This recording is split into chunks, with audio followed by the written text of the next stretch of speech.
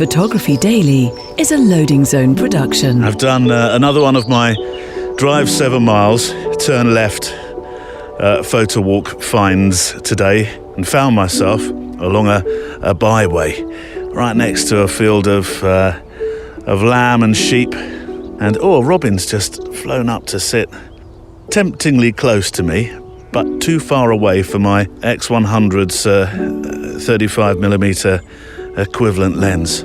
But there is something here, something to start my photo walk. A picture of the field I'm standing in must have once been a field for grazing cattle, because there's a water butt here, a water feeder. Oh, what's the word I'm trying to find? It's too early, Neil, for language. It's just sat here. Oh, the water's a bit green in it, but it's like one of those countryside trinkets that you find that give clues to what once was. Let me get a picture for you. One of my something and nothings, one of my sketchbook images. Trusty X100V back with me this week. No need for, let's just turn that off, no need for the neutral density filter, which is a really handy feature of this camera built in. 3/20th, 5.6, ISO 160. There we go. A something and nothing to start with.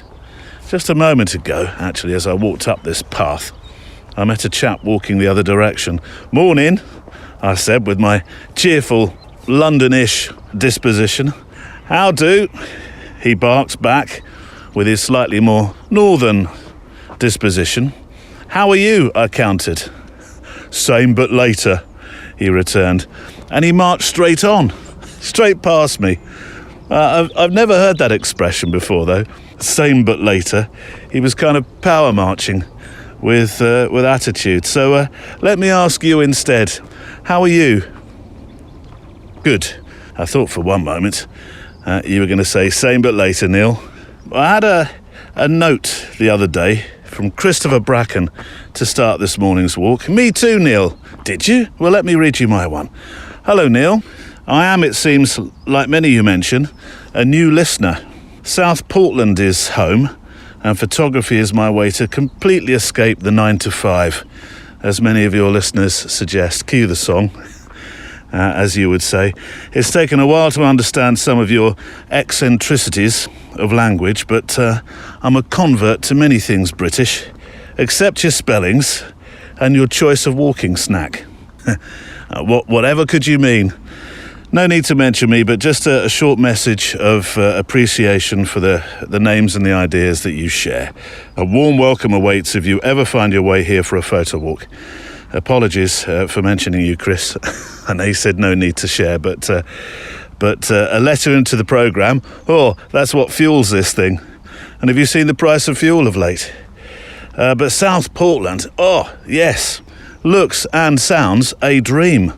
Photo walking of a Friday around the world. If only the lotto could deliver more than 2 numbers on my ticket. Mrs. Sharma, or Belle, as I'm now allowed to call her. For years, I've just always said, "Morning, Mrs. Sharma." "Morning," she says. And then only the other day, it was really only the other day, she said, "Call me Belle." I thought, I've kind of earned the right after all these years. But she humours me nicely, she does Belle. I ask her for my regular unlucky dip ticket. It was probably funny the first time I said it, about 3 or 4 years ago. So, we've had a fair few, like Chris, we've had a fair few new names appearing in the mailbag of late, and in the wonderful Facebook group that we have. So there's a chance there's a few good people with cameras here who are like starting school. So I want to say a hearty hello, and rather than let you wander the corridors in confusion, let me explain the photo walk. A Friday show, but not always taken on a Friday, I know, by those that listen to it. On this show, I take a wander with the letters that you've sent in, and I'm quite aware that they're really emails. I do know that, but we're very analogue with our language. And in between your letters, you'll hear some thoughts from past guests or audio clips from friends. It's made for anybody who's ever made a picture, has ever taken a picture and said, yeah, do you know what? This thing feels good. It's good for my soul. It makes me feel good for myself. It makes me feel good for the people that I meet and the places that I'm lucky enough to go. And we have a guest each week who'll not be walking with us, but watch this space. There are plans. And they're a real mix of I guess you could say a real mix of the famous in photography terms, and then the not so. And that's actually very important. We've even had we've got some guests coming up soon that are inspirational, not necessarily just or with a camera. And then at the end of the show, we wrap it all up with a postscript thought and a song, which is just there really to enjoy as you make your final few pictures during your walk. And we have a cracking one today that I'll tell you what, I'll tell you more about that later. The eccentricities, though, that I think Christopher refers to, these are the bits that if I explain this now, it'll certainly help you. For some time, though I do dance in and out of it, we've been adding the word land onto a country or county or state name, for no other reason than it was invented by a wonderful listener in Denmark land. See? I'm doing it there. From time to time, you're going to hear the word Garibaldi, which is not a reference to anybody called Gary who's follically challenged up top. It's a dry biscuit stuffed with raisins that look like dead insects, hence dead fly biscuits being the colloquial name for them. And sometimes, I brought mine with me, let me see if I can tap it, hold on, there we go. From time to time we give away these. I call them coveted, I'm not sure whether that's accurate, the coveted new Photography Daily flask. Completely random why we give them away, and we don't do it very often. But I'd like to think also we're internationally flavoured, so wherever you write from, you could end up with one of these. And so you see, compared to other amazing photography podcasts, of which I enjoy as well, this could be described as rather unique. Sort of a gentle meander with your letters and your thoughts, your words, and your pictures, more importantly, as well, about where you are or taken where you are. You'll get the odd bit of tech, but that usually results in me having a nosebleed. And the only business advice you're going to get is to make sure you pay the car park machine if you drove out for your walk today. And that is it. Except to introduce you to two guests on today's walk who, like Christopher, have the day job, but photography stokes their being. A friend I made on the local walks that I do, and I met him one day with Sir Barkalot as we chased squirrels around the lake, called Matt Delinsky, who 2 years ago, as patrons would have heard last weekend, or the weekend just gone, went into lockdown, not quite sure what to do with the silence that had descended upon his world, both physically and mentally. And then for the Czech Republic, I'm returning to talk to a friend who now lives in Prague, back in Prague, because he spent a while in London, Andrej Vacek, who in 2019 went to Ukraine to learn how to photograph on a front line at a time, let's be honest, much of the world was oblivious to it even being one. Well, he's returned, and I thought we would do a much-needed update for obvious reasons. Today on the Photowalk. A photojournalist should be impartial whenever he can, but I don't think in this regard you should be impartial. Seeing what's happening to those people. Stories of life told by photographers. Today those stories come from Andrej Vacek, Matt Delinsky and you, and I think I've probably told you enough about how it all works. So what's in the mailbag? Well, you know this bit too.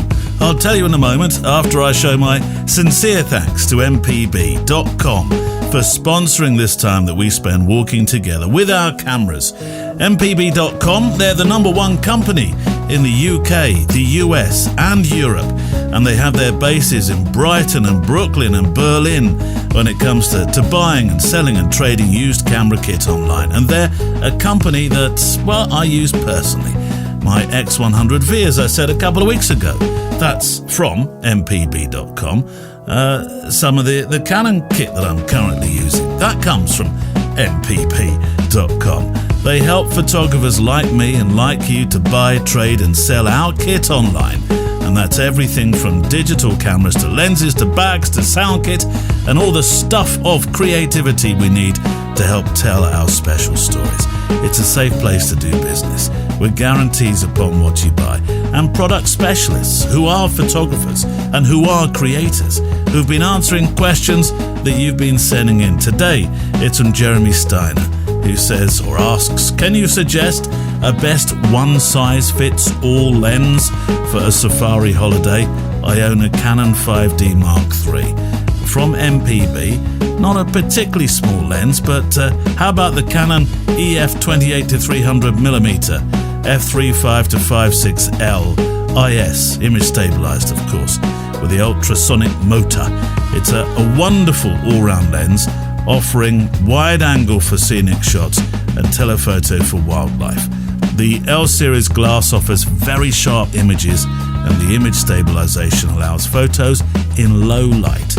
So send your questions to the product specialists via our email address, which is studio@photographydaily.show. Sell the kit you're not using, trade it in for the kit you need to create. Buy used, spend less, and get more at mpb.com. Patrons also keep these boots walking, and we'll hear from one later on. So, what is on the show? Well, we're going to talk about snacks. Not all the time, obviously. Seems the Garibaldi, though, has been making you think and eat on your photo walks. Photos today in the mist, with a nod to a preset that really does emulate film very well indeed. Well, it had me. What happens, or perhaps more pertinently, what you could do when someone comes at you with a pokey finger asking you why you're photographing them. An invite for a show about Insta, photographing the ordinary, being on the beach with your camera, and then being out in the sea that you may be looking at, but this time 100 feet down with that same camera. Shall we walk then? Let's get the checklist out. Coffee and Garibaldis. Check. Boots on and laced. Check. Walking trousers or shorts. Long socks for those who walk amongst the nasty stuff. Check. Spare batteries, check. Film or cards, check. Earbuds in, check. Lens caps off. Let's walk.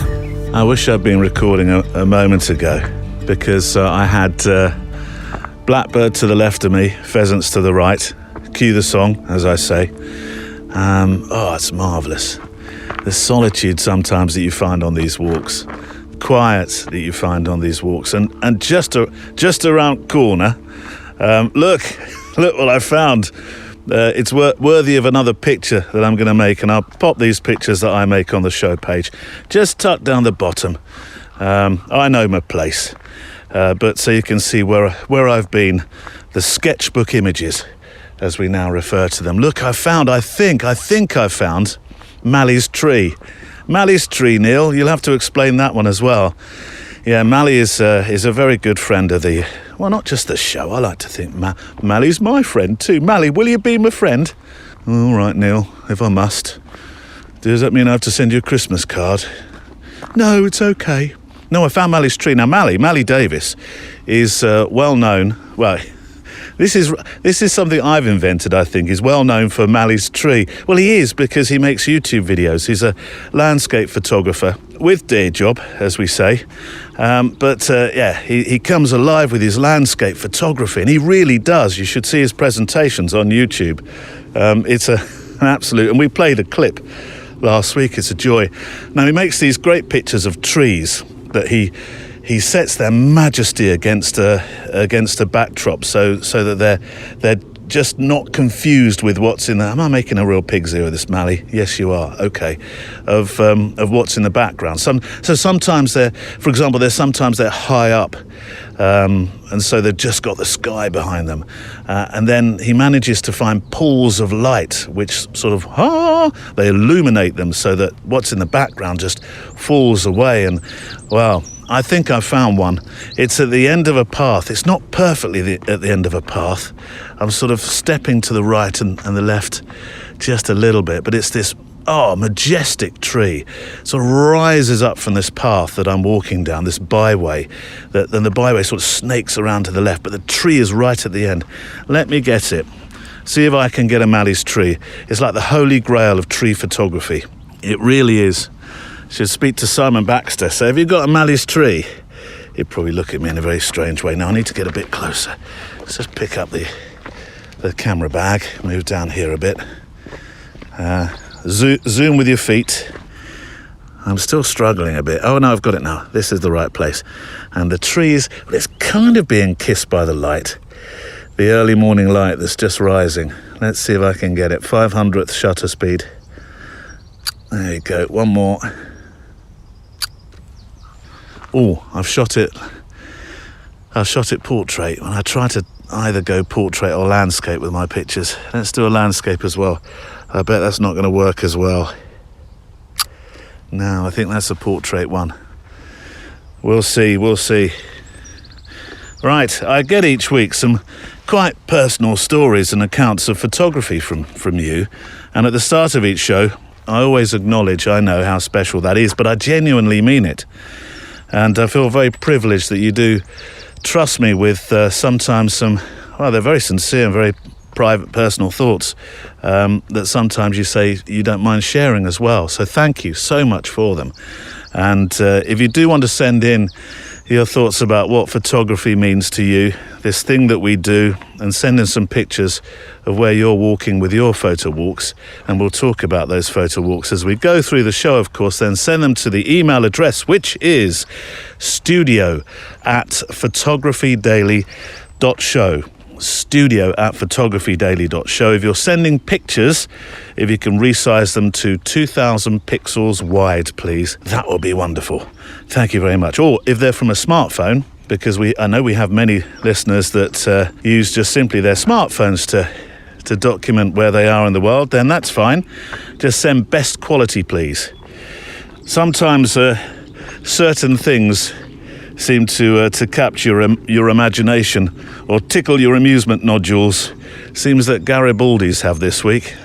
We have a few messages about Garibaldi's, but on the show page you will see a picture of Steve Beckert with good friend and fellow photo walker Jim Solos, who is one of our patrons. The two of them live and walk in the land of the maple leaf, and you'll see a picture of them both looking very pleased with themselves as they're just about to head out on a walk with their cameras. It's on the show page today. They look very pleased with themselves. They're at a coffee shop taking a latte or cappuccino. I don't know. What's your flavour, chaps? What do you like? But guess what they found in the store next door? In the store next door, they found Garibaldi's in Canada land. So they did. But then the right-hand picture shows Jim a third of the packet through, and I'm not sure. I'm not sure, but have a look at the photos. I'm not convinced that Jim's exactly enjoying the moment. Some more pictures I want to share straight away, though, from Colin Bately, with nothing to do with Garibaldi's, who was out only a few days ago, and he sent some proper misty pictures in from his photo walk. Of course, I mentioned, didn't I, waking up to the mist. I think it was for last week's photo walk, and then within the time it took to make a toast and prep a flask of tea, it was gone. It was like somebody had vacuumed it from the sky. Quick, chaps, hoover up this mist, would you? Quick, it's getting right in the way, so it is. There we go. It was sanitized, a bit like the beaches are, the way the beaches are prepared in the. Where am I thinking of? Maldives, Neil. Now I've only been lucky enough to go the once in my life. It's absolutely beautiful. But you go in at night, and there's footprints in the odd discarded crock or something, and an Italian tourist fast asleep, looking sharp in two sizes too small Speedos, and you wake up in the morning and you go out, the crock's gone, the beach has been literally fine combed, not raked, combed, so it has, and the Italian tourist in the two sizes too small Speedos, he's gone too. You can put that bit down to sheer jealousy, you really can, on my part, obviously. Anyways, Colin, you are going to get in trouble for that. Your fabulous misty pictures from your Photowalk are on the show page today, and one of them I used for the 365 feature too. But because that's why you originally sent them in, I know. But I love them all 4 of them. But in particular, there's something about the one that you sent in on the beach with a white solitary plastic chair. With there was a flow of street lamps on the shore, still hinting at how misty it was or is. And as Colin says, morning Neil, these were all taken on my morning walk to work along the harbour front in Poole, taken with my Fuji, the X100F, and edited using your mate Kev's presets, Coolbin in brackets. Every now and again we get these great misty mornings where the water is like a mill pond. And it is, Colin, fabulous pictures. And I like that preset from my reprobate mate Mullins that you've used. At first I thought, this is how good these presets are. I sound like I'm doing an advert. Kev, are you listening? But they really are, because at first I thought, look at this, HP5, a little bit underexposed, burn nicely in places. So yes, they quite literally floated my boat, because you know that's my favourite film stock. I know that's not what the Corbin, I don't think the Corbin's based on that film stock, but that's what it looked like to me at that moment. Right, some inspiration. I was listening back to something that Magnum's Alec Soth said on the show a couple of weeks back about how the pandemic had affected him and his photography, how coming out of the pandemic he almost had to, I suppose, retrace his steps and find how to make pictures again. And that sort of, kind of, if you squint enough, plays into today's guests a bit. Matt Delinsky, most certainly being in a pandemic, finding photography, and how that loosened him up, how it mentally charged and now recharges him when he does it.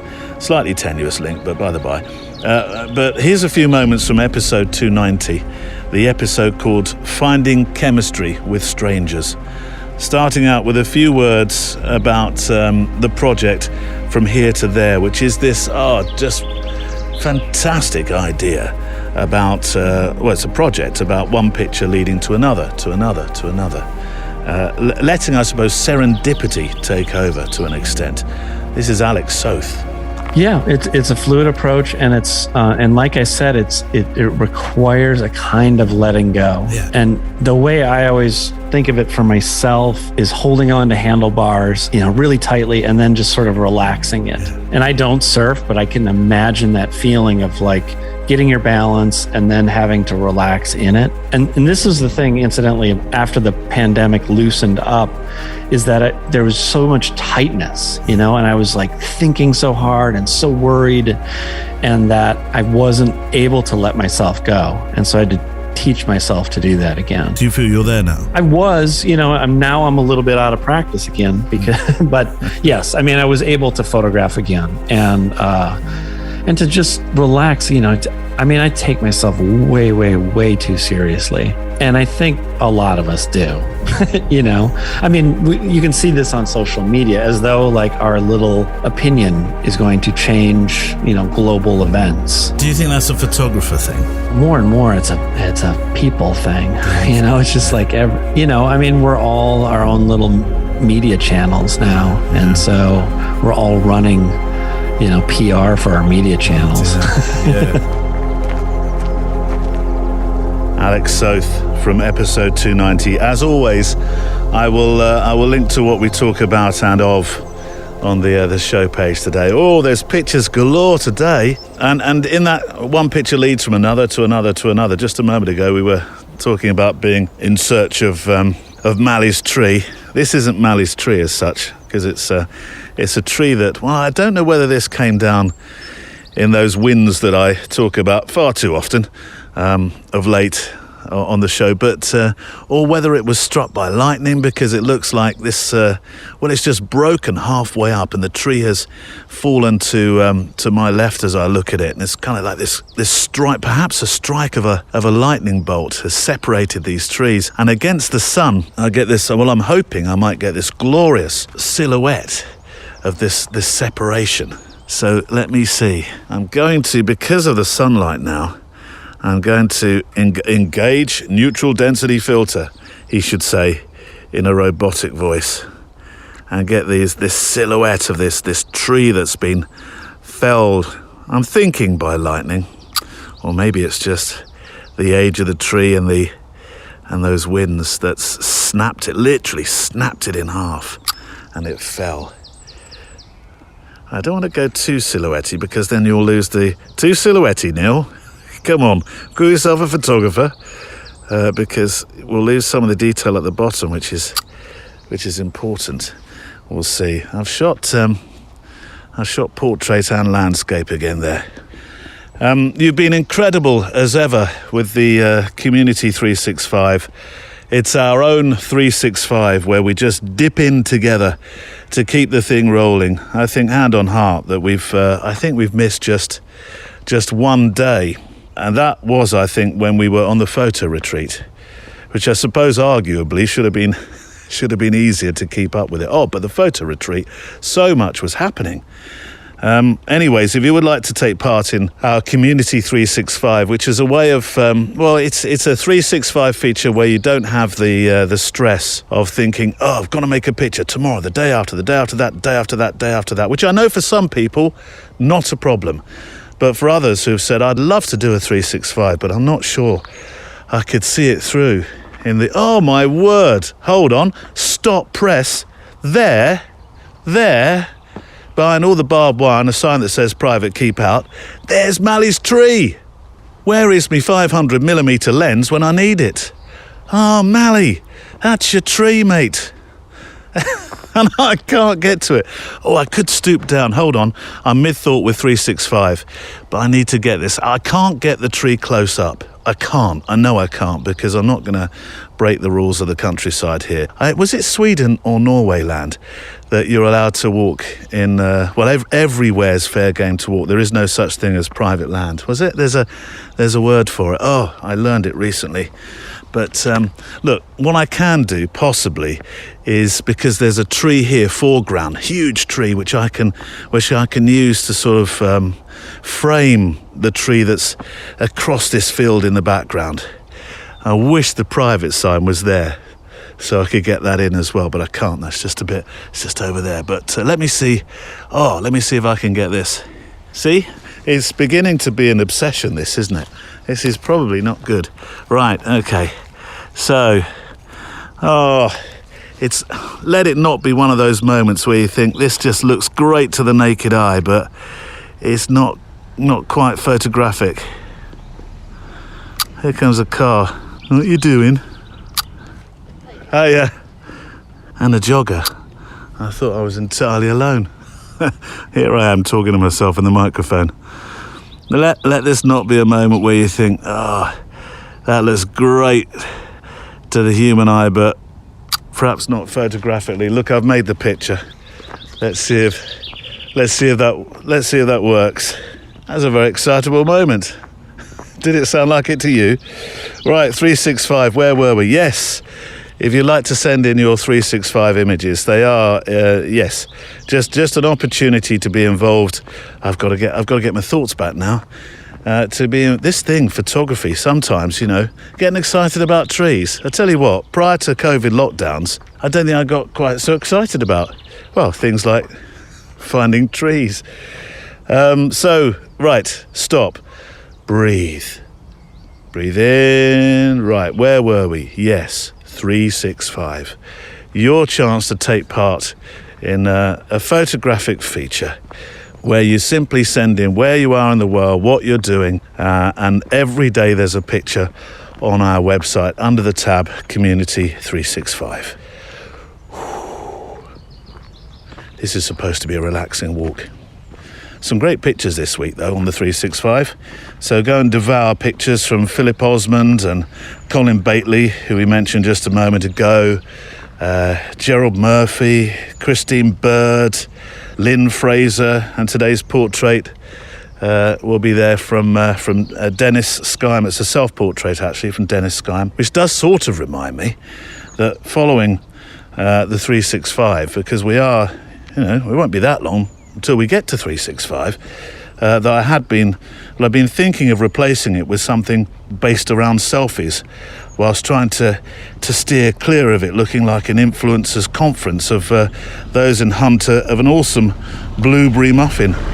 It's still a work in progress. There's the farmer going past me. Morning, what are you doing here? Well, it's a byway, I'm allowed to. All right then, carry on. Don't you go into that field though, with that Mally's tree. Oh, you know of Mally as well, do you? Of course I do. I've got that picture. So it's still a work in progress, because I know so many of us probably run a mile when we're asked to release our inner Vivian Maya. So I thought, what about a self-portrait series? That could work, couldn't it?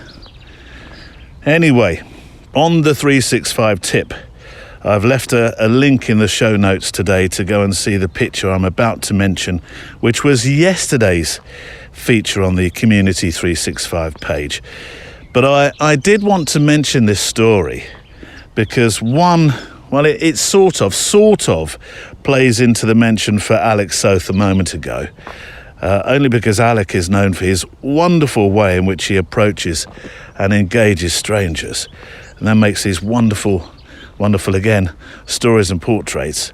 And two, I think there's a social experience that's worth sharing, and I've been through this myself of late when I've seen a moment and I've stopped to consider, shall I candidly shoot this, or is there something even better as a prize if I engage, if I just ask to make a picture and then get an entirely different angle altogether? Let me just read and you'll pick up, I'm sure.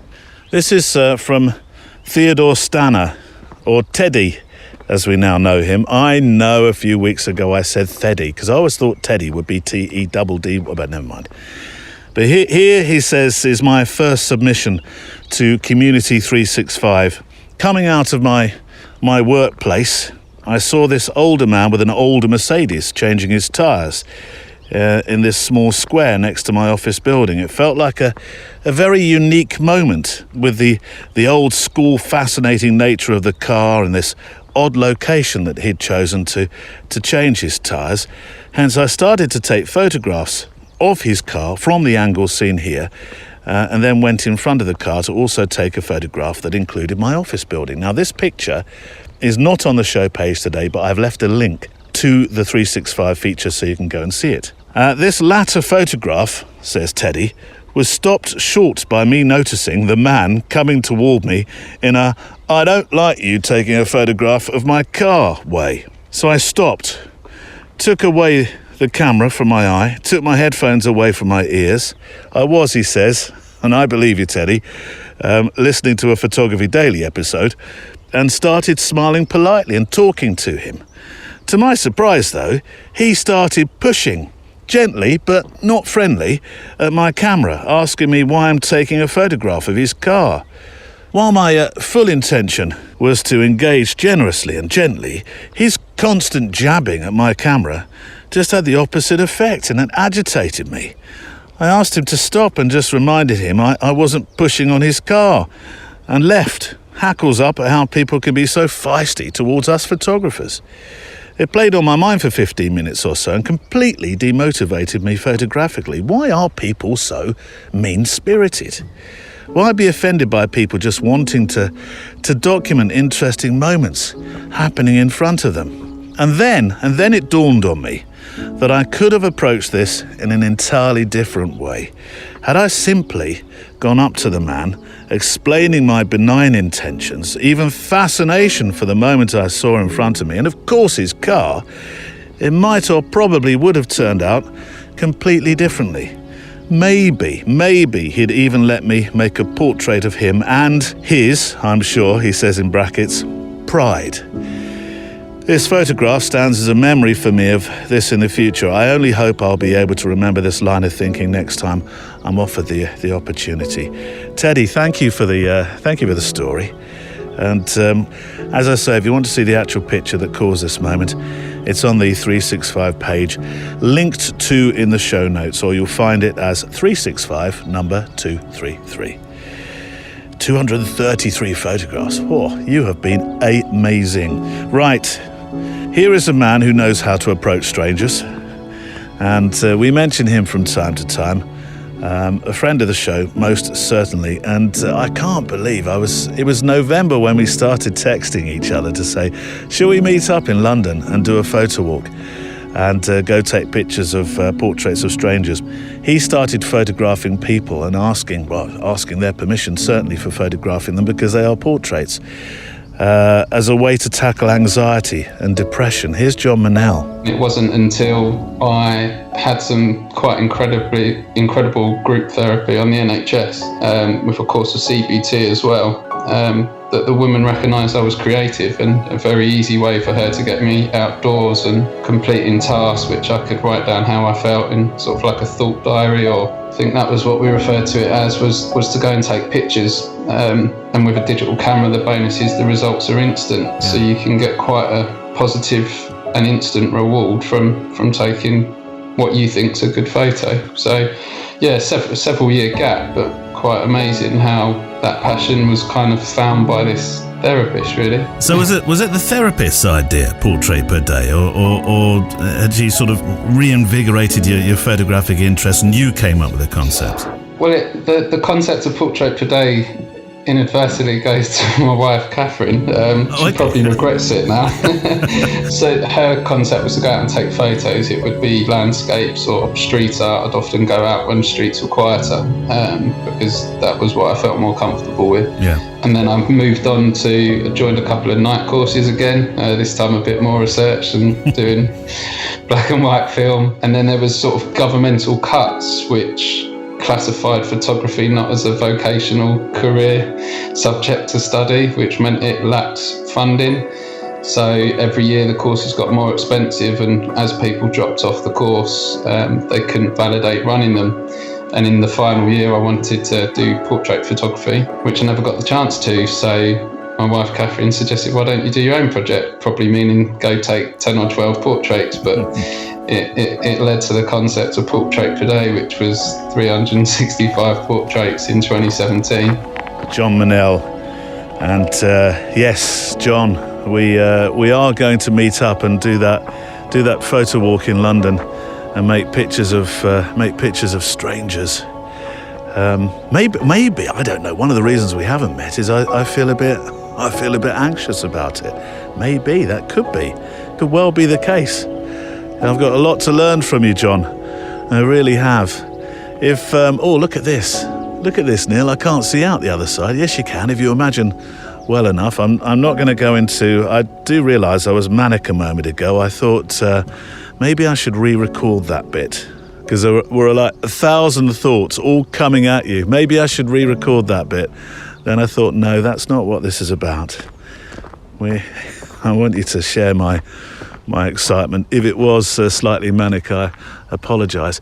I am finding lots of trees behind me. Well, just here, there's an avenue. It's very, very, very French. An avenue of trees.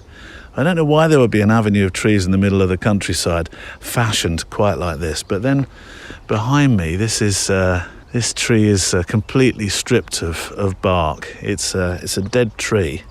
It is quite it's quite stark in the landscape, which all around it has well-dressed trees.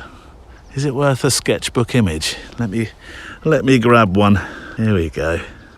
One more of those. Right. If you'd like to send in your pictures, then please do. I'd love to receive them. Send them to studio@photographydaily.show.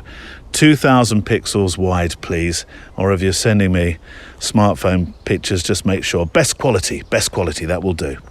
Now, coming soon on the show, Chris Burkard, who I know you will love. Chris is known worldwide for images that are punctuated by, and here's a quote, untamed, powerful landscapes. He's a man that gets truly excited about what he photographs, for good reason. Some of the pictures that he makes, honestly, I will allow the word awesome to be uttered. When you're talking about a blueberry muffin, the influencer thing I was talking about a moment ago. No, they're not awesome. They're blueberry muffins. They might taste nice, but they're not awesome. But these landscapes, the places that Chris goes to, are truly, yes, that's the definition of awesome. Through social media, Chris strives to share his vision of wild places with millions of people and to inspire them to explore for themselves. And that last bit there, I think, is very pivotal to our chat that we had, inspiring us to explore. His Insta is a great story about that, and certainly very inspirational. And then I'm working on I'm also, it's like show news moment, almost a show news moment, isn't it? I'm working on an idea which I floated in the I think I did it Wednesday in the Facebook group, about the title of the program, Instagram is not the enemy. So often we demonize, I say we, royal we, maybe you don't, but I know that I have in the past. And certainly with my line of questioning sometimes with guests, have demonised Instagram. And it's, I suppose, always been based on the publishing pictures for likes debate. But how we perceive Instagram, it's a very, it's quite an emotional subject for many people. But second Insta accounts, this was about second Insta accounts. The frivolous ones, the ones that we keep that aren't our main account, that share, from passion projects to absolutely silly projects. And so I thought that might make an interesting episode one week. Instagram is not the enemy. So, Chris uses his Instagram to inspire people to explore, but there's another side to Instagram as well that I would like to explore. But going back to Chris and his desire to get us exploring with our cameras, today's two guests are finding that their cameras take them to places and untap a part of their emotions that perhaps they weren't quite expecting. And I very much like that one of them, Matt Delinsky, who I introduced, or if you want to use the rather show-busy term, premiered to our patrons on last week's More. Well, he's only just found photography, really. Well, in the way that he's shooting now, anyway. And he found it at a time maybe he needed it most. We'll hear from him in a while. But let me start with a friend you may well remember from previous conversations. Andrei Vacek. As he says, what first started as an interest in photography turned into an obsession with freezing people's emotions and raw feelings. Now, not everyone will go in the direction Andrei took with his picture making and what he thought his photographic calling needed to be. But with war raging in Ukraine, sadly, it's an opportunity, a chance to speak with him about a story that he started making back in 2019. And actually, quite by accident, as you'll hear him admit. But how he's returned to it. And it's also a human story about Andrei today and the mental health challenges that he's had and how photography impacts his life in a positive sense. This is Andrei Vacek. I spoke to you, last a couple of years back, almost, and was it 3? No, 2. I don't know. 2 years, roughly 2 years, I think. So much has happened to you as a person, as a photographer. First up, though, congratulations. You're a father. Yeah, that's probably the best thing that's happened to me. He said just now you won't have had the advantage of hearing our preliminary chat a moment ago, but you'd taken her swimming for the first time today. Everything is a first at about 7 months, isn't it? It is. And I can see this big beaming smile on your face. and so are you the family photographer? I know that seems like a silly thing to ask when you are a photographer, but I wasn't. My wife was. Yeah, I keep taking my camera everywhere. I keep taking pictures over and over. But we just recently downloaded this app that lets you record like 1 second a day. Oh yeah, that's pretty fun. Like seeing her every day on that video on that app. Now I want to roll back to almost 2 years ago when we first spoke. You're an established social photographer, but to praise the story quite considerably. you invested your own money to travel to Ukraine in 2018 to cover what you titled The Forgotten War. And the Forgotten War to, I would imagine, 95% of us in the world probably doesn't mean anything at all like it means now. And it's chilling, of course, isn't it, that the story you went to make has now impacted not just a region that you said as you felt it was forgotten, but now the world. And though it's of little consolation, you must feel vindicated in your decision to try and bring this story to the fore. And I wonder why you chose Ukraine in the first place. Well, I was starting out. I was picking what projects to do. I wanted to go to Mosul. That's where the Kurdish offensive was happening at the time, but I missed it by about a year. And I was also budgeting, and Ukraine was the closest and the cheapest for me to go to, which sounds horrible, but that was my budget at the time. That was one of the reasons. The other reason was it's close to me personally as well, because it is a European country. It's an Eastern European country, which is close to us as well. So they had a similar history to Czech Republic. The language is similar. I mean, I don't speak Ukrainian, but when they speak it, I understand. At least, let's say 60-70% of their words. So I wouldn't need a translator per se every time I went there. I know, and it will surprise some people to hear that you wanted to learn to be in difficult situations for your storytelling with your camera. Conflict inevitably being one of those. But who were your influences? One of my biggest influences was probably the first ever photo book, or not photo book, but biography about a photojournalist that I read. It was about Patrick Chauvel, the French photographer. Yeah. I read it when I was maybe 15, when I didn't even think of doing anything like this. Then, of course, James Nachtwey, the German photographer, absolutely adore his work. And Salgado, McCullin, these guys are just watching their work makes you inspired and want to do this kind of photography. It's interesting to note, isn't it, that Patrick Chauvel has only just gone back. I'll say gone back, he's gone to Ukraine.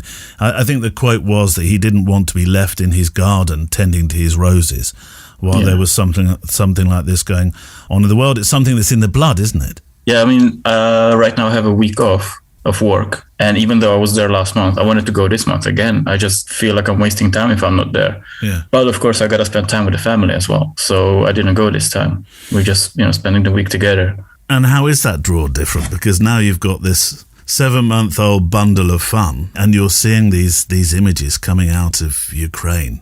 And we'll come on to where you are photographing this in a moment. But how has that changed your opinion? Because when we spoke 2 years ago, you were practically footloose and you could journey to where you wanted to go and do what you wanted to do. I used to be very cynical. I used to be, I didn't take anything to heart. When I saw these videos and photos of from different kinds of war zones and places. And now that I do have a baby, it hits harder. Seeing these things, especially those kids and those babies that are just living through this or actually dying, which is just the worst thing happening. I actually wrote about it in the article that there was a moment on the train station where I saw those kids getting off the trains and they were clearly just completely terrified. They were just like their look in their eyes was just horrible. And I just couldn't take any pictures. I just had to walk away and just breathe and just compose myself just so I wouldn't break down in front of them. Because imagining my baby going through anything like this, it's horrible. Remind me of how you trained for your initial time in Ukraine, because there is no manual as such of conflict, is there? There was a workshop that I went to. It was 5 years ago, 2017, which I went to with a couple of other photographers, and it was led by experienced war photographers, one of which was already retired, 2 of which are still active. They went to Ukraine actually not too long ago. One of them is still there, I believe. And they just taught us pretty much how to do everything as a photographer or as a human being in a risk environment or a high risk environment like this. And did they teach some of the one of the practical skills that Patrick Chauvel was talking about was something as simple as not wearing your press helmet in a car because you look like the military? They mentioned sometimes being careful with being labeled as press in certain areas, which did come in handy when I was in Ukraine the second time in winter. Because when we went to the front line, to this tiny frozen village. It was completely covered in snow, and there was not a single civilian around. It was just middle of the front line. And the volunteer fighters told me to take my press badges off because that would just make me a prime target. Interesting. Because nowadays we live in a time where, information can be a weapon. So they don't want any of the information to go out. It's a facet of photography that we've talked about of late. As a photographer, this time has been personally difficult for you too, mentally. You visited the front lines of Ukraine twice to learn how to tell stories of plight and make these stories. And now you've been photographing women and children arriving in Poland, with, I know, visits to Lviv and more planned, which is no longer the safer zone that it was once considered, if there is such a thing in Ukraine right now. But tell me about how this important work that you've been doing has affected you as a social photographer, stepping 2 firm feet into a genre that's so very, very different. How does the change of situation change you as you work between I suppose, a wedding one moment and a war the next? I mean, when I came back, first time, second time, even third time now, I did take a while to bounce back to normal life. Yeah. First time or second time when I came back, I was working in a camera shop in London in wax.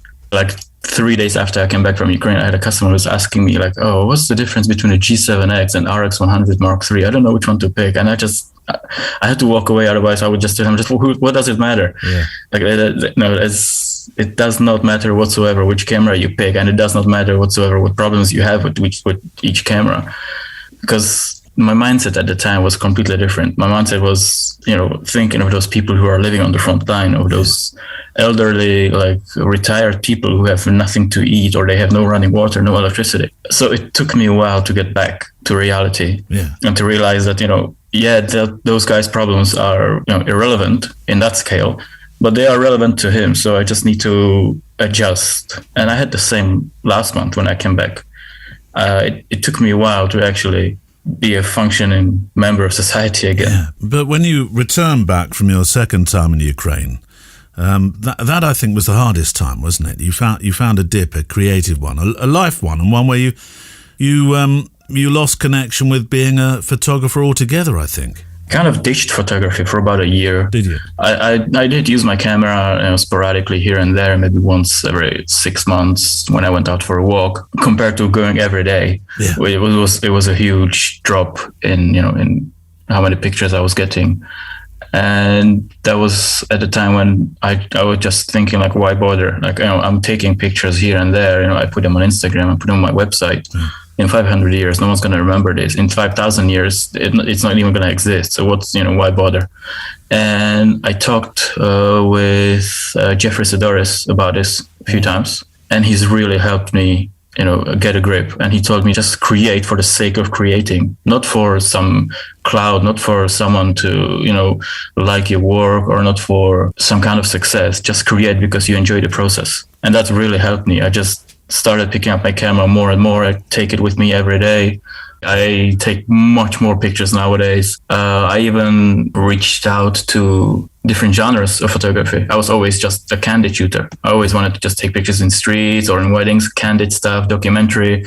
I even started taking portraits with artificial light, which is not something I do. But I enjoyed it. I enjoyed the creating. And that's starting to show in your work. In this story, The Futile War, which is the latest piece of work, with you documenting the plight of those fleeing Ukraine and arriving in Poland. There's a few portraits now, just starting to permeate through your work. There was 2 post images in that story. One of them was the girl with the big white cat. Yes. On the Lviv train station, and the other one was the 3 Czech guys who went on to join the Foreign Legion. Because if it helps the story, then why not? But everything else is still candid in that story, you can see. So I still stick to that candid work when it comes to documentary as much as I can. One of the things I read in that story was, effectively how you've become somebody who rolls up your sleeves, to use the colloquialism, and get stuck in. You moving luggage, being a hug for somebody who might need one. I'm coming back to your baby daughter. I wonder whether that sort of thing is is helping you now. It is. When we first got to the station, I just felt like a vulture, just lurking around with my camera, trying to take pictures of people who are pretty much at the worst possible situation in their lives. And I just felt horrible just walking right in and just taking pictures, especially when there are so many camera crews around recording everything they do. And seeing them struggling with those bags, because those bags are super heavy. Because imagine just taking everything you have and packing it in a suitcase. It's whole life in one suitcase. Your whole life, exactly. That's everything you have now. So you take as much as you can, even though you can't carry it anymore, but it fits. And I just couldn't stand there. So I just, helped carry them as much as I could. I had my X Pro 2 on my shoulder. I had my X Pro 3 on my wrist, just bouncing around. And I was just carrying bags. Occasionally just taking a picture here or there, but I was just carrying bags. Because, it didn't do much for them. But at least for a minute or two, it was a little easier for them. And with some people, like that lady that hugged me, it actually, from what I understood, from what she was telling me, it gave her a minute or two to just calm down and realize that it's going to be okay. Like eventually it's going to be okay. You clearly have your own feelings now about the Russian aggression. Does that feed in the way that you're telling your stories as well? Well, I do try to tell the truth, as always. Yeah. I just convey all the information I'm given that I can trust or I can verify or that I know that are coming from reliable sources. But yeah, there is still that part of me that absolutely despises anything that the Russian army is doing, of course, because I'm a human being at first. Secondly, I am Czech. We were invaded by Russians, in '68. So what's happening in Ukraine right now is very similar to what was happening to us, except for the fact that we didn't fight back. We just let them waltz right in. We did make it a bit difficult for them. There was something happening here and there, but it was nothing on the scale of what Ukraine is doing right now, which is absolutely incredible what they're doing, that they managed to stop them, even push them back from certain areas. And of course, I took a side. I can't, a foreign journalist should be impartial whenever he can, but I don't think in this regard you should be impartial. Seeing what's happening to those people, it's, there was this quote, I might be paraphrasing, but when someone evil does something evil, you stay neutral, you're pretty much taking the evil man's side because you're not helping, you're not doing the good side, the good stuff.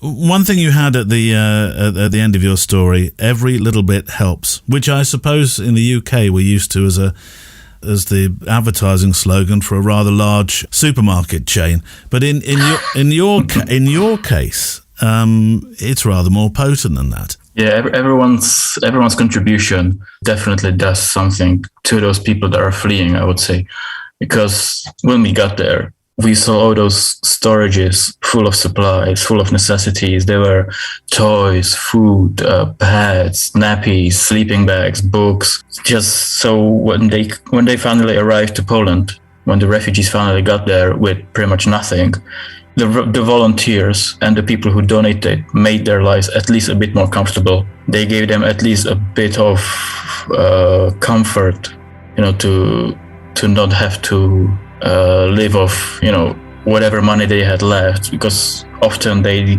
withdrew all of their money in Ukraine before leaving and then realizing, oh, well, no, our currency is absolutely worthless right now. No exchange office is gonna buy it from us. So you could see that everyone who sent in some money or everyone who sent in some food, some toys, some clothes for babies, for kids, strollers, anything, it really did help. And yeah, you're right. Like when I look at my article at the end and I, with the big bold letters, every little bit helps. It just reminds me of like a cringy commercial, but it's true. Every little bit really helps. I went there with this photographer that I met through Sean Tucker, Edward, and he eventually signed up with the volunteers and he was there day and night giving out toys, giving out sweets to those kids. He was there at 3 a.m. when the train arrived from Lviv And eventually when we came back, he went back to UK. I think he quit his job and he flew back to Poland. And right now he's on the border, I believe, between Poland and Ukraine, just traveling back and forth, delivering supplies, cooking food. They actually built an pizza oven. Yeah, he's there helping right now. He didn't even, he's not taking any more pictures as he was before. He's just there as a volunteer, just so he can help, because he saw that it actually made a difference to those people when they arrived. Andrei Vacek. My thanks to you, Andrei, and I appreciate your time. And it's good to catch up, to speak again with our friends who've been on the show and hear their stories as they change, of course, with what's going on in their life and, in this case, politically in the world. Photography Daily has an incredible community of supporters called patrons who, honestly, you lot, you keep me going, as it takes 3 production days a week to make this, as I said, I think at the head of the programme today, this rather unique style of show. I must share, actually, we should probably do a page on this of the other podcasts, the photography podcasts that I listen to. United Nations of Photography is one of those. And I might mention that a little bit later on in the programme today for various reasons. But that one. And of course, Sean Tucker with Jeffrey Sedaris, their Deep Natter. And there was a really interesting episode. This would have been a few weeks ago, where Sean was talking about how YouTube has changed, how his expectations of it, I suppose, have changed. It was very, very open dialogue about that subject. But so patrons. Neil, you're getting you're digressing quite a bit today. I know. I think that happens when I'm in the countryside and I'm surrounded by. Listen to this. Well, I know you can hear the 737 going overhead, but otherwise, glorious, isn't it?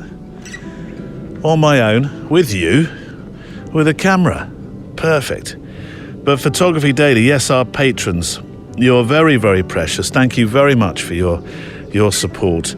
And here's a letter from one of our super patrons, Bob Demers. I know I keep going into I don't know what kind of accent I'm going into, Bob, every time I say your name, and it's always slightly different. But I'm sure you don't mind. He's from Tucson. Hi, Neil. First, I must apologise if I come off at being too forward in my communiques and by submitting too much. What, Bob? No, not at all. That's what this is all about. I tell myself to ease up, but every time I listen to the podcast, I get inspired to shoot and share. Listening to your cast and attending the Patreon Zoom has been transformative in a world caught up in an avalanche of ups and downs in terms of thumbs. Nurturing constitution of your community is refreshing. So, thank you very much, Bob. I appreciate that. I've seen a pronounced change in what and how I photograph since listening to the podcast. In turn, through the lens, I've become more aware, a dangerous proposition perhaps, of my surroundings. Lately, I've been focused on the dichotomy at the intersection of the natural world and man's reshaping of it. This is illustrated in the recent repaving of our loop, where we walk daily. Now, the loop that Bob is talking about, we've talked about on the show. This wonderful place where Bob walks in Tucson, where it's on the edge of such a sort of arid nature of landscape, but absolutely beautiful. It really is, and I can understand why you want to live there. And what inspiration you must get from photographing it. The old pavement, he says, has been ground down to make way for the new. The gravelly surface gives the road a trail-like feel, inviting everyone to walk in the middle of the street. In this interval, you can sense a kind of giddy demeanour in the daily walkers. Well, I suppose that's a good thing, isn't it? Perhaps because the road in this rough state harmonises with the mountainous terrain just beyond. Perhaps it should remain so. But of course, the dust and damage to the daily parade of commuter cars, that wouldn't be tolerated. So here I go, a few more photographs to post. My Saturday morning photo walk today, a few shots of our loop, ground down, And yes, if you should consider Tucson, if not for a complete life change, perhaps a photo retreat, I could help you put that together. Cheers. I picked up Cheers, he says, closing from my ex-wife who went to college in London. If you're wondering, it's hopelessly ingrained now. Of course, though, Bob Cheers is an American institution as well, though, isn't it? If you think of the bar, anyway. But super black and white pictures, Bob, and they will be on the show page today. You can find our Patreon page if you'd like to support the cast as we move forward to hopefully have ever more episodes, ever more opportunities to take part in the community. All these things take up not an inconsiderable part of the week, so your support in helping this to grow and establish itself and to flourish eventually is really appreciated. You can find the Patreon page through the photographydaily.show website. Tucked up in the right-hand corner, you'll see an orange button for support, and that tells you all about it. If you click on there at photographydaily.show. I'm slightly out of breath because I've managed to find the hill. Right, Neil, I think you should probably sit down, have a Garibaldi and a slurp of tea from the famous flask. You read my mind.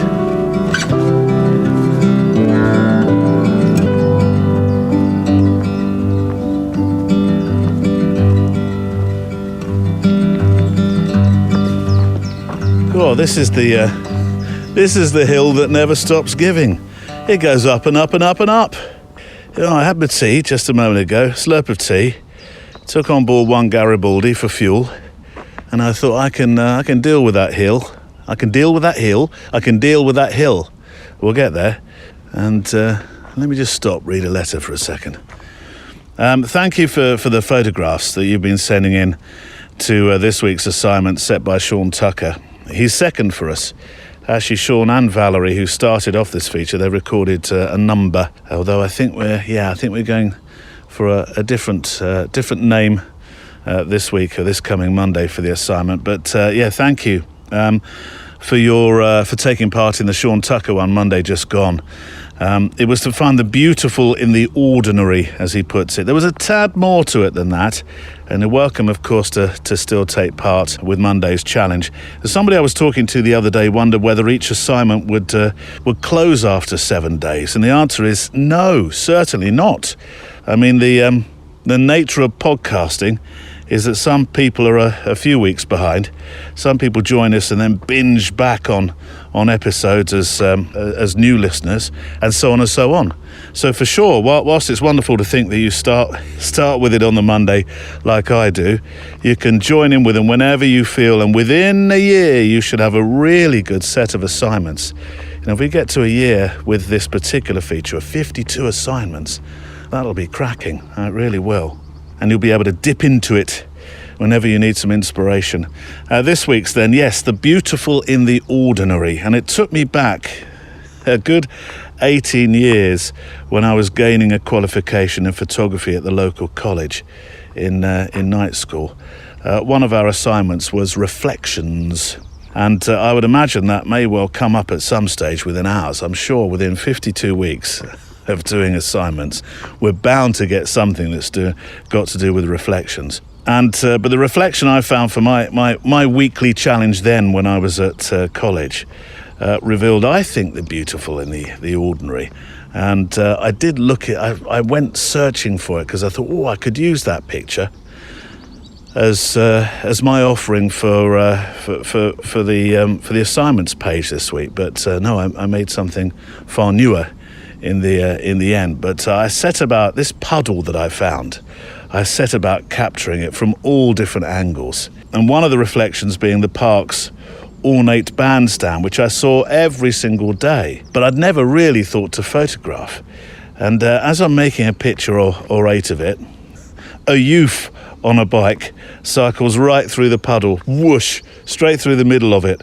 Obviously very pleased with himself because he can see exactly what I'm doing. And as he's cycling off, he shouts, or rather mocks back to me, "It's a puddle, mate!" Looking back and laughing, and then cycles straight into a bollard. No, he didn't really do that. I added that in to see how I felt. But no, he just kept cycling on. and the sort of laughing disappeared into the background with him. But it certainly underlined what Sean said, that us as photographers, we do find beauty in the ordinary, and you can't get much more ordinary than a puddle in the park on a rainy day, can you? Right, mails, yes. I couldn't quite work out this one. A very, very quick note from Greg.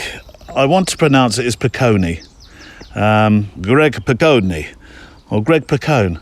But am I missing something, Greg, with this quick note? A man, he says, who drives a talking car must have the inside scoop. Yep. I still can't work that out. Am I... Neil, it's obvious, for heaven's sakes, man. Well, I mean, do you remember how Batman used to solve... I'm thinking of the Adam West Batman. Yes, but before it all got rather dark. But do you remember how Batman solved Riddler riddles? Tell you what, Gotham City would have been properly in trouble had I been in charge of working out the riddles. Riddle me this. No, I can't. I'm sorry. It's a day of the week that ends in Y. I can't do riddles on days of the week that end in Y. But no, I can't. I just can't, Greg, work that out. I'm still pondering. A man who drives a talking car, obviously you're referring to car, my car that brings us out on these photo walks that occasionally I talk to. A man who drives a talking car must have the inside scoop. Is it rude if I said something I shouldn't be saying? Anyway, here's one from Andy Tybalt. Good morning, Neil. Last week I actually did my photo walk the same time as I planned to listen to the episode. Last week, yes. At first I was devastated because it wouldn't load. Did Neil run and jump ship from the podcast? Was this his way out? No goodbyes? No. No, he actually posted on Facebook about a power outage, and all was well again. Yes, we had a power outage last week, which affected probably the first, well, it depended what country you were listening in, of course. But the first, it was fine, and then went completely out for 4 or 5 hours, didn't it? And it turned out that, I don't know, I think at HQ, which is this rather large, because we host through, I think possibly podcast's biggest host, they had a major outage. I think the cleaner pulled the plug out to put the vacuum cleaner in, and then it went to backup, but the backup battery had been whipped away by a chap called Bob, who needed to borrow it for the camping expedition he was having in Tucson. And so there we go. That was the story of the outage last week. It was quite a major thing, but it did come back, didn't it? So all was well in the end, and we were able to walk. Shall we walk? Checklist out. Coffee and Garibaldi's, as we always say at the start of the show. Check, says Andy. Whoa, he says, wait a minute, back up. Garibaldi's? For weeks now, says Andy. I'm thinking, what on earth are Garibaldi's? For the life of me, I hadn't a clue. Maybe I live under a rock. I'm thinking maybe it's maybe it's a pack of cigarettes. No, it can't be. I've never smoked, actually, Andy. Never smoked. But over the pond, who knows what they call them? So it was time for old Google to help out, and lo and behold, it's a pack of biscuits. Could I be the only one who hadn't a clue what they were? And it even says they're like Eccles cakes, which I love. Well, I'm finally glad to have got that figured out. So, coffee, Garibaldi's check, lens caps off, let's walk. And my photo walk took me to South Kingston Town Beach in beautiful Rhode Island. Wonderful morning as the temperatures are starting to warm up. Hope you enjoy them. Cheers from Andy. And Andy, I love the pictures. And you'll see them, of course, if you go to the show page today, which I'm sure you will, won't you? Yes, Neil. Thank you. Beach scenes, they just... Oh, what's the word I want to use here? They just devour me. That doesn't sound right, devoured by the beach. But they do. There's a calm, isn't there, to beach scenes. No wonder people buy them to hang on their wall. It is my... Well, I have several dreams. I think I've shared the one where I'd like to not perhaps live, but certainly spend time on a barge take the podcast onto a barge on the canal, and each week bring you the show from the barge, a walk from the barge. I know what you're saying, Neil. Do you mean a walk from the barge to the pub and then back again, do you? No, I don't. And the other one is to live by the sea. And the kind of beach scene that Andy has shared with us, or scenes that Andy has shared with us here. Although, actually, there's a house at the end of one of the pictures has a house at the end of the beach that looks like the house from Psycho. I might be a bit wary of walking up that end of the beach, Andy, just a thought. And yes, and the power of the ocean, of course, that has an enormous effect on us mentally, doesn't it? No wonder the ocean is often mentioned when we have episodes where we're talking about mental health and photography. And Chris Burkhardt will be talking about that next week. He talks about why he feels so alive in making pictures, not just of the ocean, but actually in the ocean as a surf photographer. But in particular, we talk quite some length about making pictures in the cold of an ocean that is 0 degree, with a wind chill just outside of -10, because he doesn't choose to surf on Bondi Beach. Oh no, which is beautiful and warm. No, he goes to places where you need antifreeze for your camera buttons. Here's a taste of what's to come next week when we talk to Chris Burkhardt. If suffering is a shortcut to mindfulness, then I would consider myself a monk, because I think that I've tried to thrust myself into a lot of situations where that is the case. And I know that might seem like a masochistic approach, but it's really not. It's not about masochism at all. It's about just finding that understanding that in those environments, you do become more mindful, you become more aware. You're more aware of your surroundings when they can kill you. You're more aware of the image when you have a limited time frame to make it happen, to make it work. There's a lot more that becomes top of mind when you're thrust into the here and now. And I can't think of a better thing to thrust you into the here and now than harsh and inclement weather or a hostile environment. And I don't mean hostile like it's trying to harm you, but I just mean hostile like when the moments are good, they're so good. And you know in that moment that they last just a very, very little amount of time. And that's special to me. Chris Burkhardt. And yes, he'll be on the show next week. He's made lots of appearances in podcasts, and he talks about a podcast he made with his wife where they discussed for 2 hours what it was like in this relationship they have, where he simply just disappears off with a camera and goes on these wonderful expeditions. And it's one I must listen to. I did mean to mention as well, by the way, Mally's podcast, Let's Create, with a sign-off. Sithy. Here's one from Henrik Askling from Swedenland. Hi Neil, hope all is good and everything is going well with the podcast. Oh, I think so, but you're really the judge of that, not me. You're the producer, you're the director, you're the focus group, all in one. I've been scuba diving, says Henrik, for a couple of years now, and I've been thinking about bringing my brand new Nikon with me on one of my future wreck adventures. Oh, get good housing.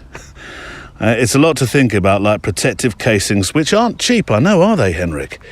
I looked into some casings when I did. Now, I'll come to my diving in a moment, but I did look into some casings. And, yeah, they're expensive if you get a good one, which you do need, particularly if you're taking your brand new camera. Lighting, he says, optics and so on, then to safely dive at 100 feet plus depth. Oh, you're a proper diver, Henrik. With all this gear, brings a whole new dimension of challenges to the endeavour. I came across a fellow Swede who takes beautiful professional photographs underwater. If you're looking for an underwater angle in one of your episodes, I can really recommend this guy. Alex Dawson is his name. It's stunning. I'll tell you what, I'll leave a link to Alex's work, his Instagram anyway, on the show page. And Henrik, I have taken your advice. I wrote to him immediately. I clicked on the link that you sent me, and it was a good 2 Garibaldis and a cup of tea. project for me that was. I sat there, I thought, look at this work. Truly incredible. So yes, I wrote to him, and I'm fingers crossed he might write back and say, that's a nice idea, Neil. I'd like to do that. But 100 feet, now what's that in meters? I mean, you are a much more accomplished diver than what I was. I learned several places, but I'm very fair weather. It has to be warm weather for me. I didn't do my PADI certificate. I did one under the NAUI umbrella. I'm not even sure. Was it NAUI? I think it's possibly more of an American branch. I think NA would suggest maybe, wouldn't it? Neil, do you actually know what you did? Yes, I do, but it was a few years ago. I tell you what, I do remember being very nervous in one particular place where I dived. I was fine until the dive instructor said, there's a lot of barracuda and eel that come out of the rocks here. So at certain times when I give you a particular instruction, I can't remember what that was, just don't have your fingers out. Form a clenched fist, and a clenched fish, a clenched fist. There's a tongue twister, and just swim with clenched fists, which was blooming hard. And I because there was that and the slight panic, I breathed all my oxygen and had to what's called buddy breathe with I think with the instructor actually in the end. So we shared oxygen. It was a lovely moment. But we haven't talked about diving photography. So I am fingers crossed that Alex will say yes. But episode 258, well, we touched on it when we talk about urbex, urban exploration, which usually, of course, is above ground. But in this particular case, it was also below ground and below water. Well, you have to be pretty sure that your equipment don't get stuck anywhere underwater. That's more important than in.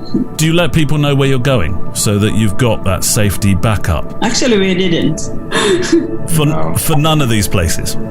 If you're going diving in places which have been formed or built by humans, many details tend to get lost really quickly. Yeah. So when we were diving in a prison, or if we go diving in shipwrecks or other places which are not natural, we have to really, I think, forget about the details and items and concentrate more on shapes and buildings and details which are not so small. Like, for example, in prisons, you can spot a prison by having bars and windows. Of course. So you understand, okay, this is a prison. Yeah. But there's not much anything else that would indicate that this is a prison. So the story, history, and that background information is quite crucial for our audience to understand that this is a prison.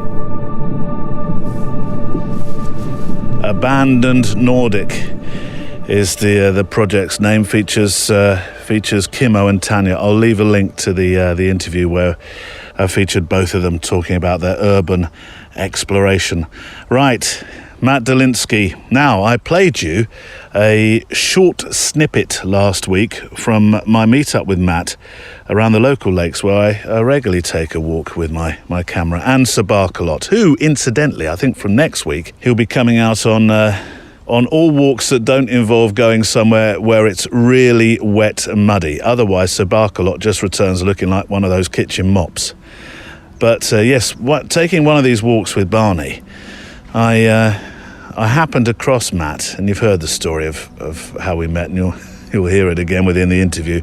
But I'm so pleased we met because I talked to Matt about photography for a little while as we stood there, and he revealed how important it was and how it is to his mental health, and how it came along at a particular moment during the original lockdowns, which of course we'll all have our own memories of.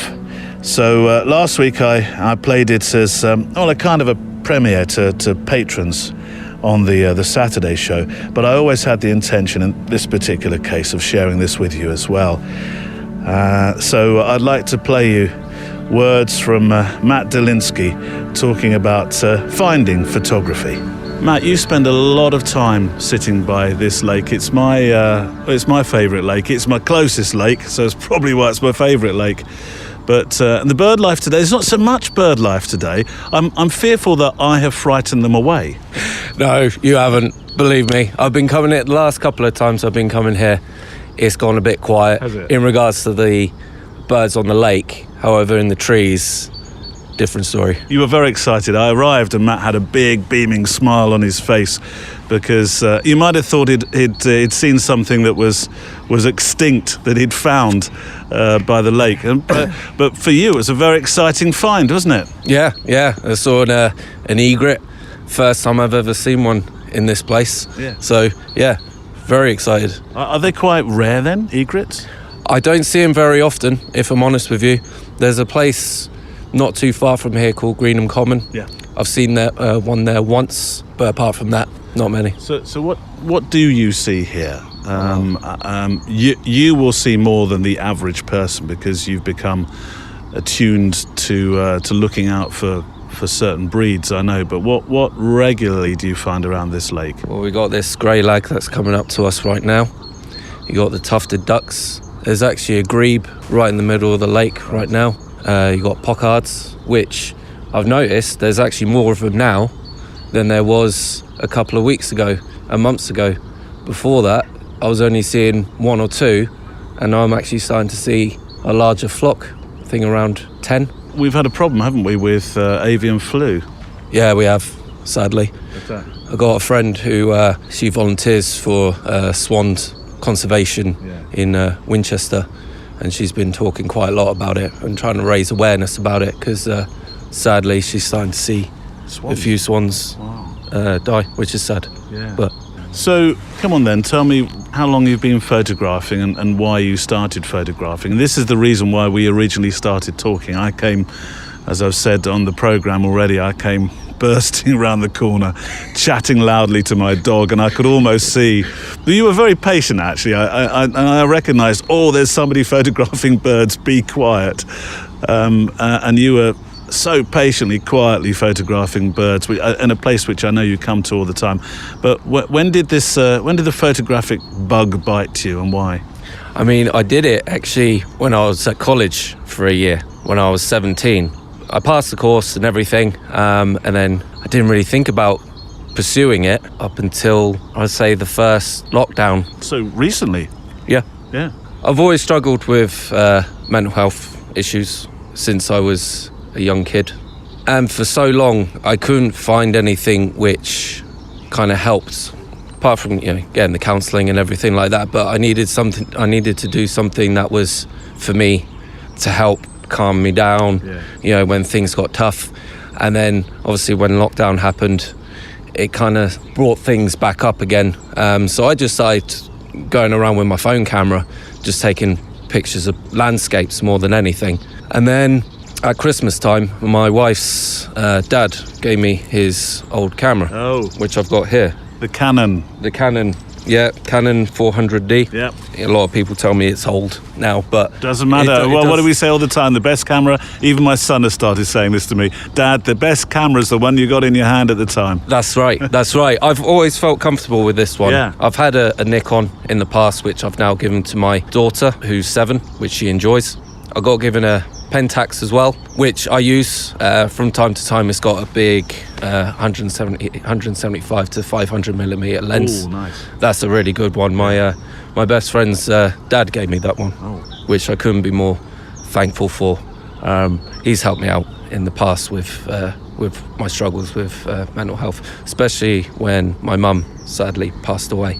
He was very, very supportive with me, and he did something for me which I won't share, but if he ever listens to this, I couldn't thank him enough. He knows. He knows what he did on that special day. So, yeah. But yeah, with this one, this is definitely my most comfortable one that I like to use. So this is why you bring it out all the time. The pictures Always. you make with it are absolutely phenomenal, and I am going to link to your Instagram, obviously. So starting then in lockdown, yes, you started with the iPhone or smartphone, whatever flavour it was, doing some landscape pictures, and then you gradually worked towards. And I wonder why birds, where that came from, where the fascination came from. I kind of gave myself little targets because obviously I couldn't really get pictures of close-up birds, the small ones like the great tits, blue tits, robins or anything with my phone. But with the swans and the geese and, lake birds, it was okay. And then when I got this, I set up an Instagram account. I started to follow people, and I thought I gave myself little targets to reach. So my first one, I wanted to get a picture of a robin. Okay. I love robins. Yeah. And I thought, right, I need to get one of a squirrel. And then it just kind of carried on from there. And ever since then, I've given myself little targets of what I wanted to get. And you've learned about birds in the process, haven't you? I have, yeah. I've met a lot of people over Instagram who have now become very good friends. And they've taught me a lot as well about birds. And what about people that you meet around the lake? Do you find... I find walking the dog, I've met so many dog walkers now. We have conversations. I would imagine it's pretty similar to you. You're there with a longer focal length lens on your camera. I would imagine people stop and talk. They do. When I got the egret just now, 2 dog walkers stopped. Yeah. They saw me smiling because I was looking at the camera, and they said, "Oh, what did you get?" So I showed them, and But I get it a lot. A lot of the time they just say, "Oh, what are you looking for? What are you getting?" And it's nice because then we just have a conversation about it. It was like you. When I first met you, I didn't realise, what you do for a living, and didn't realise that you were a fellow photographer. And I thought you were just someone who was just interested to see what I was doing. You thought it was just a noisy blighter that you wanted to get rid of. No, you were quiet. I didn't even realise that you were behind me. Oh, okay. So, and now a few people have taken notice of you and your Instagram account in particular. I'm thinking about, where was it? You were showing me, or you were telling me about somebody who's asked you to go and photograph there before they open for the season. Yeah, Buckleberry Farm. That's it, Buckleberry Farm. Yeah. I love going there. Yeah. My kids love Buckleberry Farm. Oh, they're brilliant. It's so good for kids there. The big play areas that they got there. Tractor rides. Yeah. Love the tractor rides. They've actually opened it up now for to do the deer safari, to go around the... They've asked you to go and photograph, deer and wildlife there? Anything that I could get, yeah. Mostly the deer. They said, before everything opens, when it's quiet, you see hares, you see a lot of pheasants. Yeah, so I'm very excited. I'm just waiting for a nice morning to go there where it's nice, misty, and Now, how does it help you with your mental health? Just to dig a little bit deeper into that. I'm not asking to pry into what exactly caused the problems, obviously, but with the mental health issues that you have and that you're dealing with by going for regular counselling, and now this as well, how does it help? It helps me a heck of a lot. I try and do this at least 2-3 times a week to get out. If I don't, I start to feel myself kind of take a little bit of a dip. If you don't photograph? Yeah. Wow. Yeah. It really does help me. It really does. And also, going back to the lockdowns, I would start posting photos on the town's Facebook pages. Yes. And the amount of people, especially the elderly, who would comment thanking me for putting these pictures up was amazing, because they couldn't get out. So it gave them something nice to look at, I guess. And I think that gave me a lot of pride, and it kind of gave me the drive to continue doing this and trying to better myself to get a better picture. Because I think, especially with having kids as well, whatever happens, further down the line, I want them to see that I've done this, and for them to be proud of me and to see, the type of stuff that I can get. Because you never know, in years to come, some of these birds might not be around. So if they can say, well, my dad got a picture of these, then great. Do you know the history of this place, by the way? I don't. No, that wasn't supposed to challenge you. It's just that only on another walk I was having with a chap 2-3 weeks ago, the story of which I've told on the programme, who sadly was walking his dog for the last time because the dog was unfortunately having to be put down. He was going for his last swim here, and I was talking to this chap called Richard, and the dog was called Wiggo. he was telling me that he built this lake 50 years ago. He helped build this lake 50 years ago. Wow. I know. That's incredible. So, just talking to people is so important, isn't it? It is. And we need places like this. It's sad to see that there's a lot of housing developments coming up and everything like that. My wife thinks that, this place would get torn down and houses built over it. No, it couldn't happen. Couldn't happen. People need places like this, especially now, just going back to the mental health. I think people are becoming more aware of it. I think more still needs to be done. But I think people need places like this to help them with their mental health. Have other people reached out to you that have mental health problems that know that you do this as something that helps you? They have. I put a video. I rarely do videos on my Instagram page, but I was speaking to a few people on it via Messenger who said, they do it because of their mental health. So I thought I would do a video just to, I guess, raise awareness, because I just want people to know that they're not alone. There are people who are struggling in the same way that, we are. So if I can just help in any way I can, then I will. Have you thought about, I don't know what the next steps are. I always ask for next steps, and they don't necessarily have to be next steps, because you can just enjoy what you're doing now, to be honest. Yeah. Your Instagram looks fantastic. Clearly there's people taking note of it. But what about exhibiting? Have you thought about a local exhibition at all? I entered a competition last year, and one of my pieces got put up on display, which I was really pleased about. Someone said you need to do a YouTube channel. Who knows? But I would like to enter more competitions. I'm just trying to do what I can to kind of branch out and let more people see what I'm doing. I think with Buckleberry Farm, that's going to help. I was so pleased that you asked me to do this as well. Well, I'm a little bit concerned, though, because I chased all the birds off the moment I arrived. I thought, I'll bring the longer length. He'll be really impressed that I've made the effort. You're fine. No, this one. Well, look, what is this? Lag. Hang on, great. Hold my microphone. There we go. Okay. There's pressure. I'm going to see, look. What is it? It's a grey lag. Grey lag. Well, he or she is posing now. But I've shown you my best side. Let me show you my other. Fabulous. There we go. I've got at least one picture with a swan coming our way. This one, last time I came here, was attacking one of these. Oh. It would not leave it alone. It looks like it's about to happen again. No, I don't want a picture of that. Honestly, Oh. It was all over it for a good 15 minutes. Just would not leave it alone. And then boom, look, it's coming over. I know. Is there anything we can do? Can we look menacingly? Well, no, that's the problem. You kind of got to let them... Yeah. You got to leave nature to it. Oh, I'd be a hopeless wildlife photographer. No, a lot of people... I've spoken to people about what happened last time I was here, and they were like, "Oh, did you do anything?" It's like, you can't. No. Because this is what they do. You got to leave them to it. It's almost like a scene No, from this- Jaws. He's starting to do is aggressive. You're absolutely right. Go away. I find it fascinating. Yeah. Well, he's flown off. Look, I'm not having this. He said, I'm not having this. I'm off for coffee. That's why sometimes it's like, I always bring my camera, but sometimes I just put it down and just watch. Yeah. So it's not always about the photography.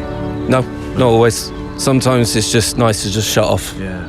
Forget what's going on around you and just, I guess, be here with the moment, I guess. Yeah. Now, I know you've inspired your daughter because she comes out now with a camera that you've given her. So that's great. So Yep. daughter is next in line to start making these fantastic pictures. That's it. But what advice would you have for other people along your line, really, of being out there and engaging within what for you is your local environment? It doesn't even have to be hundreds of miles away, does it? I'll say what I said on my Instagram account.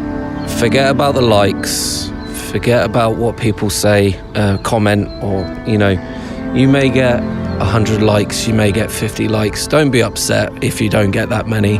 Just enjoy taking the photos that you take. You have to enjoy it for you, not for anyone else, just for you.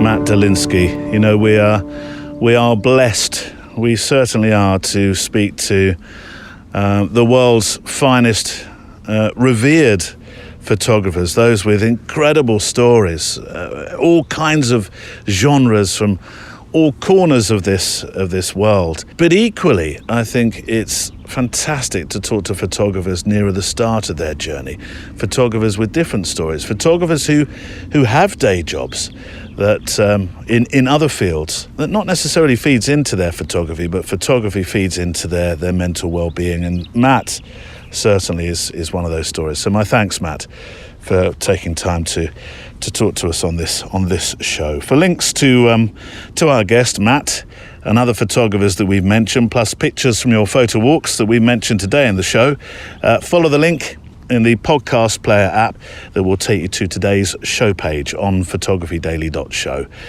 Or if you're just surfing and you can't, because some of the say you can't find the link because some of the players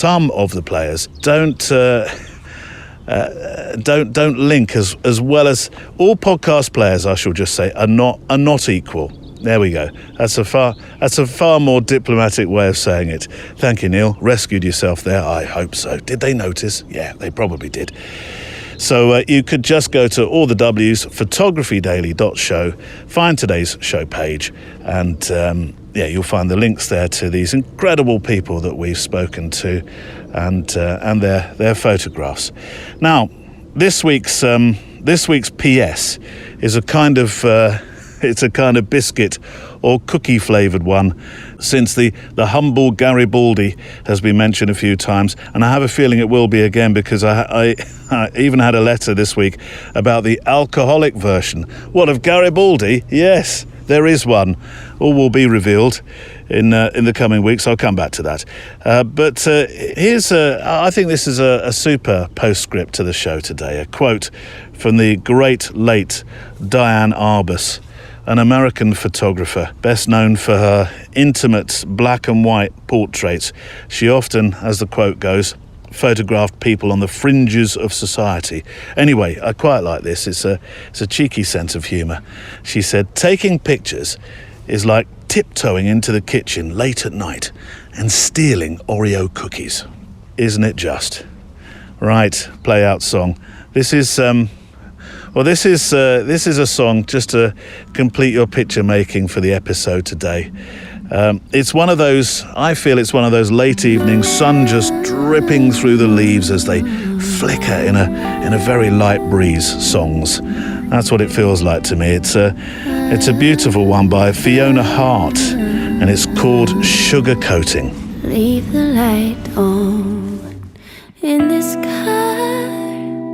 Set me on fire like the light wire that you are. And don't be a shooting star. And come and go as you please, and as you believe is fine.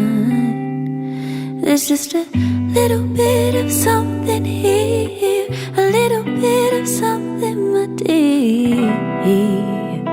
So I'll be as clear as I can.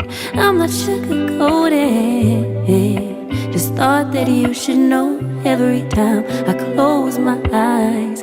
You're the first place that I go in. I'm starting to notice all the reasons why you're taking me so high, baby, now.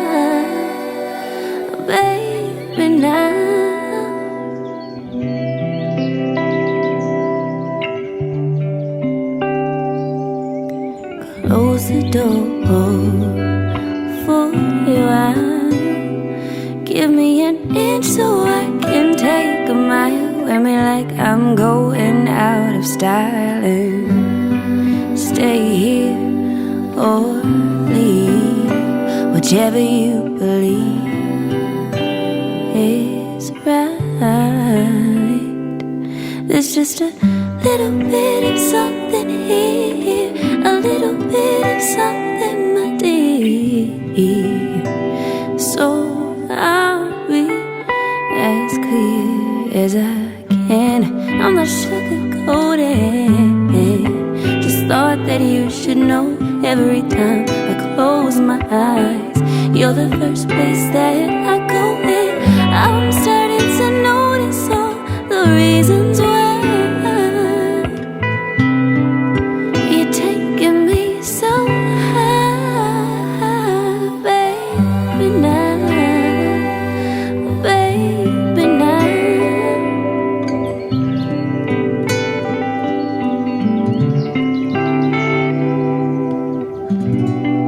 All I ever wanted to is stay here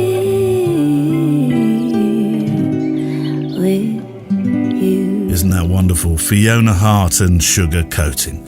And that's it for this week. My thanks to Andre Vacek, Matt Stalinsky, John Manel, Abandoned Nordic, Chris Burkard and Alex Soth, and those who are patrons, which you can join through the link on the website photographydaily.show. And for those wonderful supporters who are, tomorrow, your own weekend oasis of a little extra for your kind support. We're going to be hearing a story about how Elton John became a photo mentor for a former guest of the show. Next week, as you heard, adventurer, surfer, athlete, photographer, TED speaker. The list goes on. Chris Burkard with his full interview. If you like the music you hear and the production sound, well, it comes from the incredible artlist.io. Links and further research to what you've heard will be on the show page today, and you'll find a handy link in your podcast player app to that. Production assistance from Emily Renier and Neil Ford, and I look forward to photographing with you, hearing from you and talking with you next time. Carl? Yes? I haven't spoken to you for weeks. Yes, I know. I've noticed. Well, it's nothing personal, it really isn't. But Greg Piccone, did you hear that thing he was saying earlier about talking cars? Yes, and I'm equally confused. Yeah, what did he say? A man who drives a talking car must have the inside scoop. I haven't a clue. Nor have I. A man who drives a talking car must have the inside scoop. Can we go home? Is that your way of saying I'm bored now? How did you guess? Photography Daily is a Loading Zone production.